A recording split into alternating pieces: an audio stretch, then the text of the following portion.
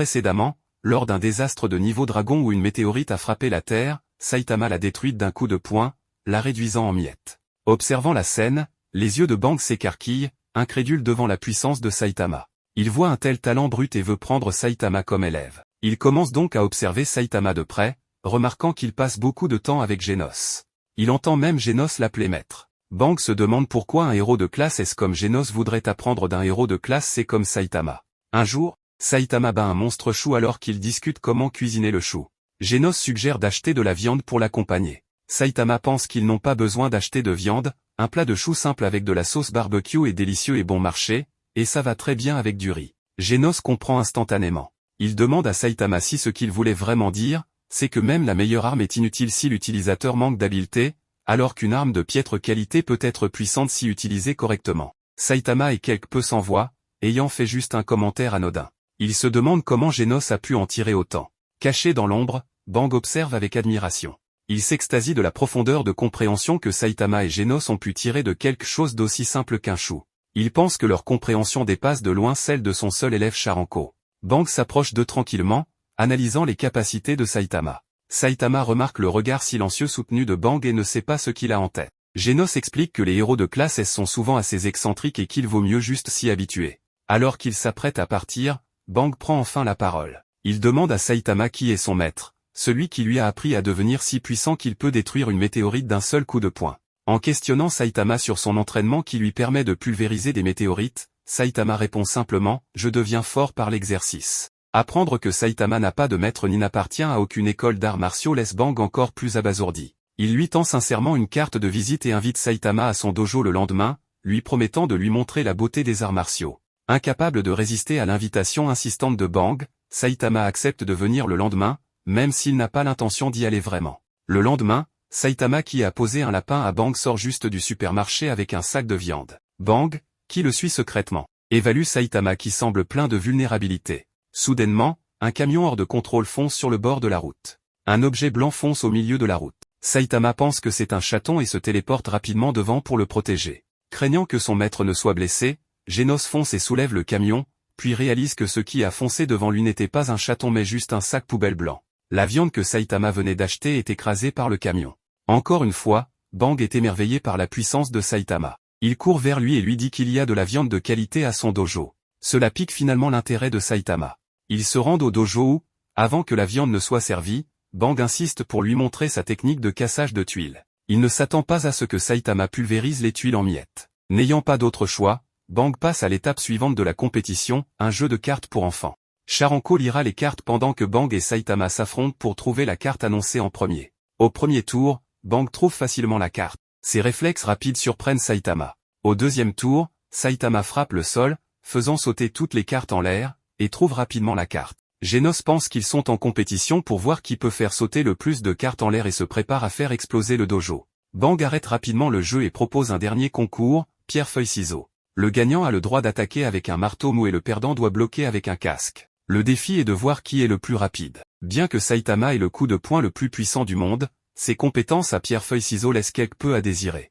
Il perd manche après manche et se fait frapper à chaque fois. Sa tête chauve et luisante devient rouge. Finalement, il réussit à gagner une manche et a sa chance pour attaquer. Dès que Bang le voit gagner, il met rapidement le casque. Quand il regarde Saitama, il ressent une force terrifiante et esquive de justesse le marteau de Saitama, sauvant sa vie in extremis.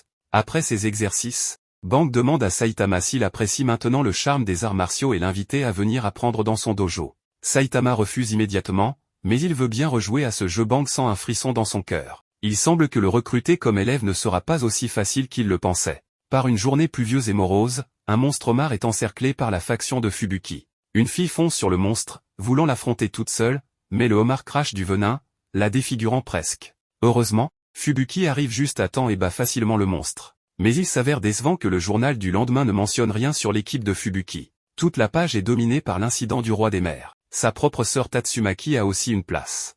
La nouvelle de Fubuki battant le monstre homard ne fait pas la une. Fubuki part, frustrée. Elle prend un train pour la ville Z, prévoyant de se détendre un peu.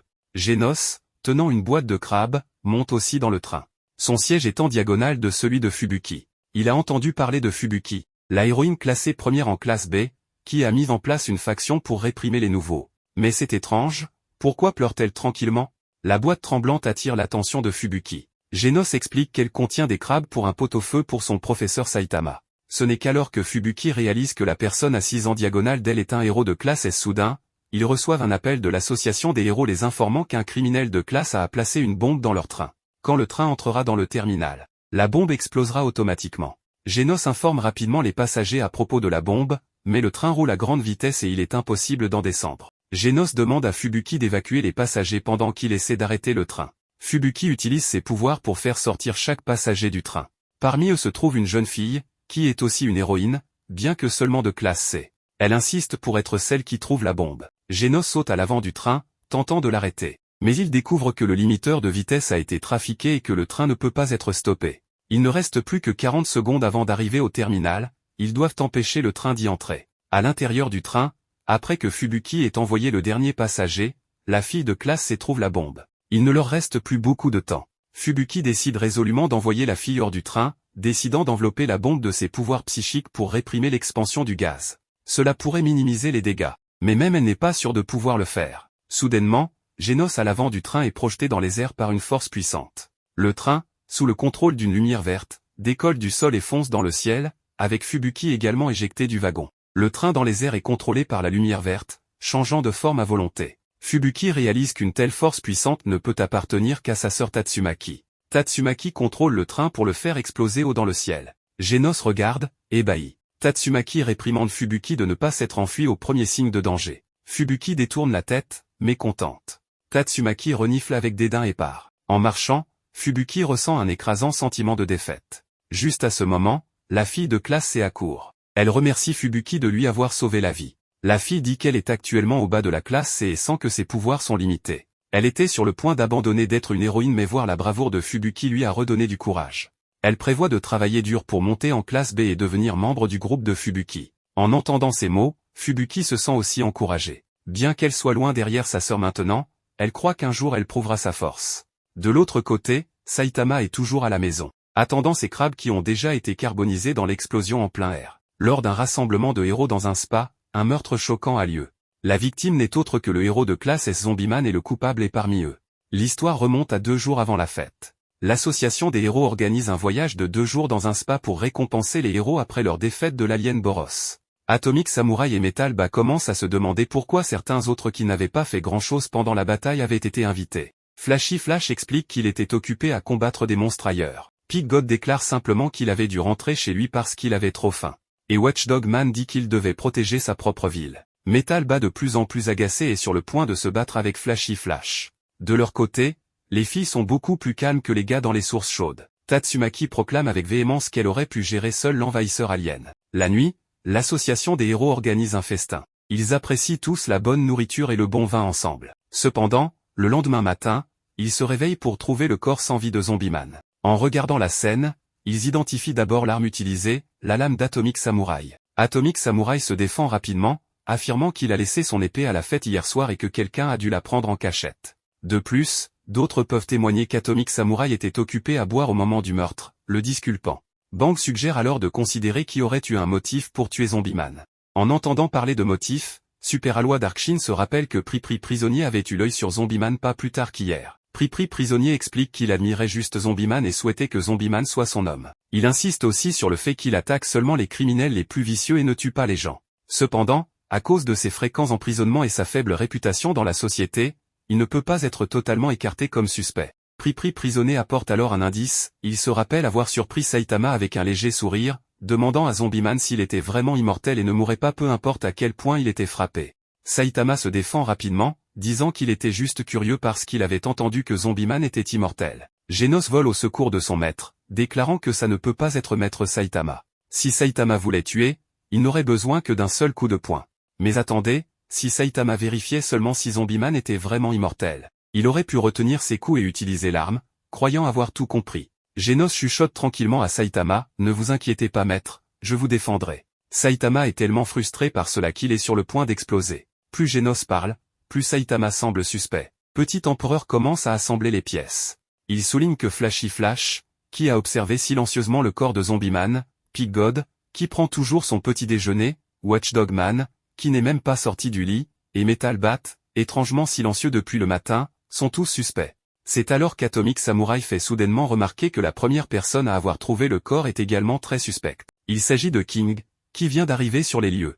King explique à tous que lorsqu'il est allé acheter une boisson à la machine la nuit dernière, il a déjà vu Zombieman allongé par terre. Petit Empereur interroge King sur ce qu'il a fait la nuit dernière, et King leur dit qu'il est retourné dans sa chambre, a pris un bain, puis s'est endormi. Petit Empereur trouve cela étrange et pose la question, la ville est connue pour ses bains en plein air, pourquoi King a-t-il choisi de se baigner dans sa chambre? Imperturbable, King réplique que ce qu'il fait est son affaire personnelle. Plus il parle, plus il semble suspect.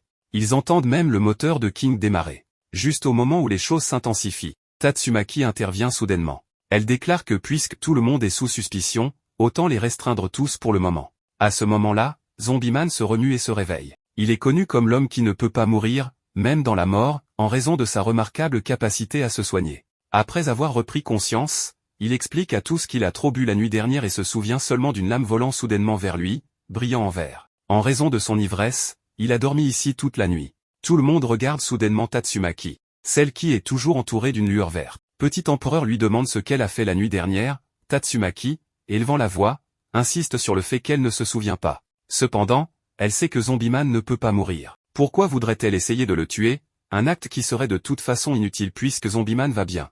Tout le monde décide de laisser tomber. Petit Empereur décide de revoir les images de surveillance de la nuit dernière, et il s'avère que c'était bien Tatsumaki qui causait des problèmes. Elle avait l'air incroyablement ivre et savait probablement que Zombieman ne pouvait pas mourir. Alors, elle lui a envoyé une épée pour s'amuser. Mais pourquoi Tatsumaki a-t-elle tant bu en premier lieu? C'est quelque chose que seul Geno semble savoir. En fait, tout cela résulte des actions de Saitama la nuit dernière. Quand Tatsumaki a dit qu'elle ne voulait pas boire un alcool si terrible, Saitama le lui a pris en disant qu'en tant qu'enfant, elle ne devrait pas imiter les adultes en buvant de l'alcool, mais devrait plutôt boire du jus d'orange. Cela a blessé la fierté de Tatsumaki, et elle a beaucoup bu. Ainsi, la situation s'est révélée être beaucoup plus simple qu'il n'y paraissait au départ.